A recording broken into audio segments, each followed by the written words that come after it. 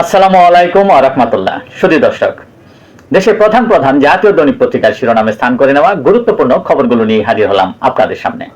আশা করি সাথেই থাকবেন। গুরুত্বপূর্ণ দেশীয় খবরগুলোর মধ্যে যা যা থাকছে। বাড়ির দরজা খুলে প্রধানমন্ত্রী বললেন, চলেন যুদ্ধে যাই। গতকাল রবিবার সপ্তাহের প্রথম কার্য দিবসের সূচনা করতে বাড়ি থেকে বের হওয়ার সময় ব্যতিক্রম এ দৃশ্যপটের তৈরি হয়। ইমাম, মুয়াজ্জিন, পুরোহিত ও যাজকরা পাচ্ছেন সম্মানী সরকারের সিদ্ধান্ত। খালেদা জিয়ার পুরস্কার রাষ্ট্রপতির হাত থেকে গ্রহণ করলেন প্রধানমন্ত্রী তারেক রহমানের কন্যা জাইমা রহমান। হাদি হত্যার প্রধান আসামি ফয়সাল ভারতে গ্রেফতার।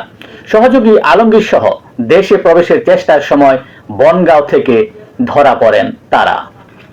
সৌদি আরবে ইরানি ক্ষেপণাস্ত্র হামলায় বাংলাদেশি নিহত, আরো 12 বাংলাদেশি আহত। জ্বালানি মজুদ ধরে রাখতে কৃচ্ছ সাধনের পথে সরকার। ফিলিং স্টেশনে ভ্রাম্যমাণ টহল জোরদার। ভারতীয় ঋণের প্রকল্পের চলমান সমস্যা সমাধানের চেষ্টা চলছে বলে জানিয়েছেন ভারতের হাইকমিশনার প্রণয় বর্মা। সরকার শপথের দিনই অঙ্গীকার ভঙ্গ করেছেন, অভিযোগ এনসিপির নেতা নাহিদ ইসলামের।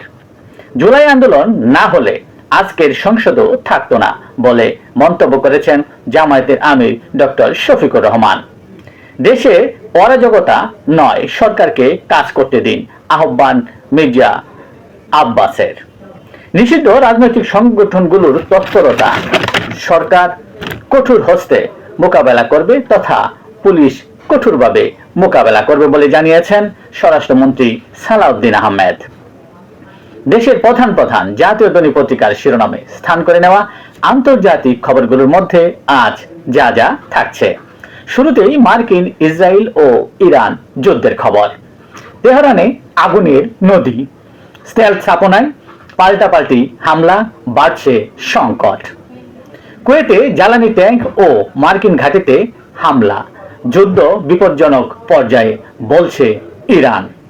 6 মাস বড় যুদ্ধ করার সক্ষমতা আছে ইরানের, IRGCর এই মন্তব্য করেন। সবে তো শুরু, হামলায় আরো চমক আছে বলছেন নেতানিয়াহু।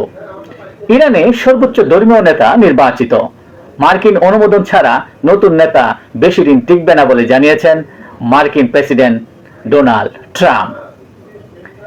ধ্বংসের মধ্যেও অনর ইরান, বড় ক্ষতির মুখে যুক্তরাষ্ট্র, স্থলযুদ্ধেও ভয়, বিশ্লেষকদের অভিমত। ইরানের প্রেসিডেন্ট প্রতিবেশী সরকারের কাছে দুঃখ প্রকাশ নিয়ে চলছে নানা সমালোচনা। কট্টরপন্থীরা একে আত্মসমর্পণ হিসেবে সমালোচনা করছেন। এই ছিল দেশের প্রধান প্রধান জাতীয় দৈনিক পত্রিকার শিরোনামে স্থান করে নেওয়া গুরুত্বপূর্ণ খবরগুলো, যা নিয়ে এতক্ষণ আপনাদের মাঝে উপস্থিত ছিলাম। আজকের মতো এখানেই, আবারও দেখা হবে আগামীকাল ঠিক একইভাবে। সে পর্যন্ত অবশ্যই সকলে ভালো থাকবেন, সুস্থ থাকবেন। আসসালামু আলাইকুম ওয়া রাহমাতুল্লাহ।